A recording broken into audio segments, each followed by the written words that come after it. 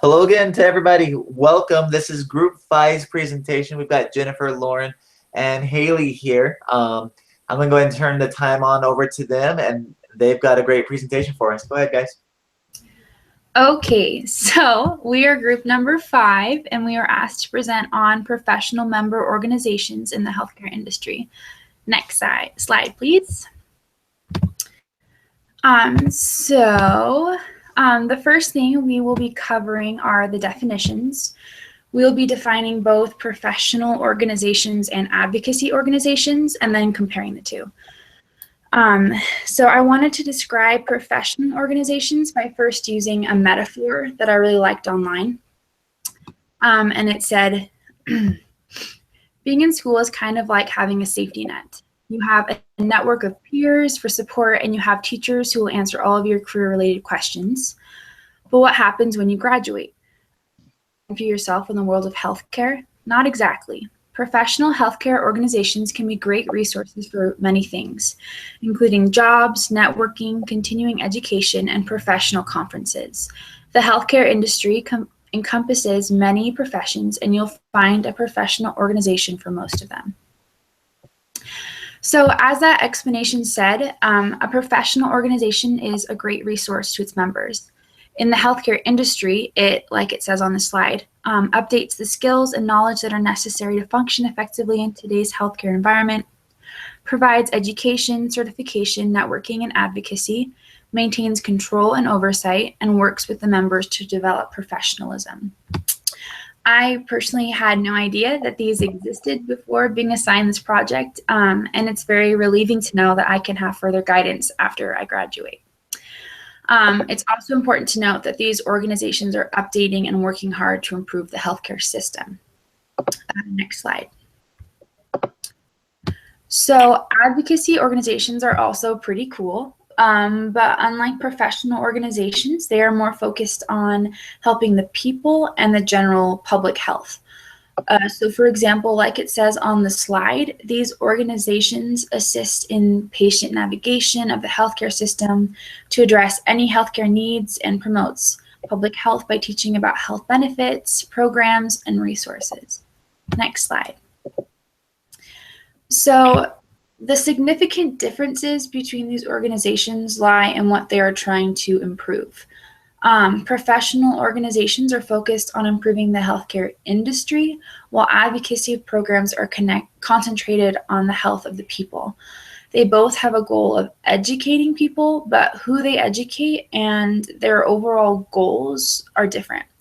And that took me a while to understand, but what helped me was thinking of it as professional organizations focusing on educating people and setting goals within the industry, whereas advocacy organizations use their skills to better the health of everyone. They focus on the people. Next slide. Okay, so the first organization we're going to learn about is the Healthcare Financial Management Association, and this is a nonprofit organization, and it's the nation's premier membership organization for healthcare finance leaders, and it has over 40,000 members.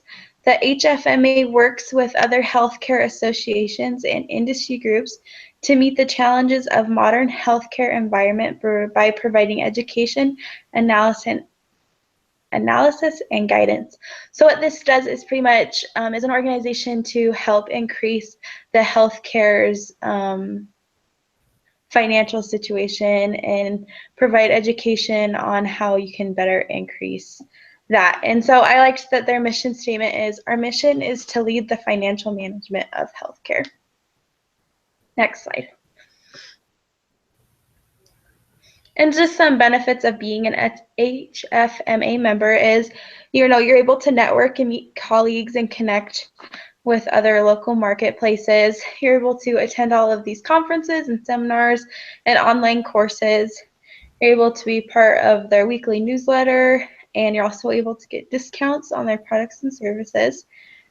You're able to be a part of webinars, and you're also able to get 120 plus CPE credits, which CPE credits are continuing professional education. So there might be, some jobs that require you to continue education. So this is an organization that you can be part of to help increase your CPE credits. And also something that you can do while you're a member of this organization is you can be a part of their certification program, and you can be a certified healthcare financial professional. Next slide. So the physicians groups, the one that is the largest is the American Medical Association, and it was established in 1845. And the function of this organization is to promote the art and science of medicine and the betterment of public health. Next slide. So hit it again. Membership is open to physicians who possess a degree in either Doctor of Medicine or osteopathic medicine. And international doctors can also be a part of it, but they have to have something that is equivalent. Hit it again. Resident physicians, they also will have degrees as an MD or a DO. These are people who are serving in their residencies and fellowships. Next one. Medical students, as long as they are enrolled in an educational program provided by a college of medicine or osteopathic medicine school, they can be a member of the AMA. To become a member, they are required to pay a yearly fee. The fee is different for each of these different subgroups, and they must promise to uphold the AMA Medical Code of Ethics and comply with their bylaws. Next slide.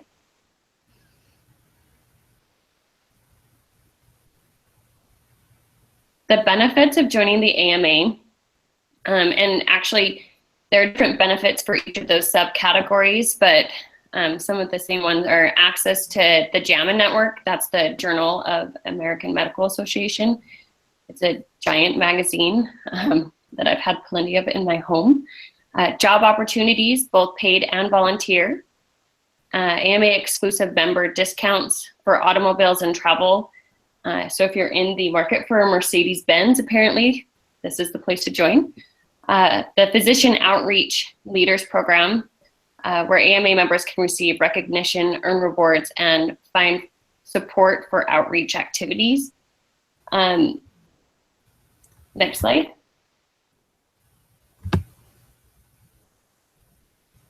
So next section we have was ambulatory surgery center administrators. And the group that is the largest for this is the ASCA. Next slide. The Ambulatory Surgery Center Association is the national membership association for ambulatory surgery centers. ASCs provide same-day surgical care, and the goal of the ASCA is to help assist ASCs in delivering high-quality, cost-effective centers to patients. Next slide.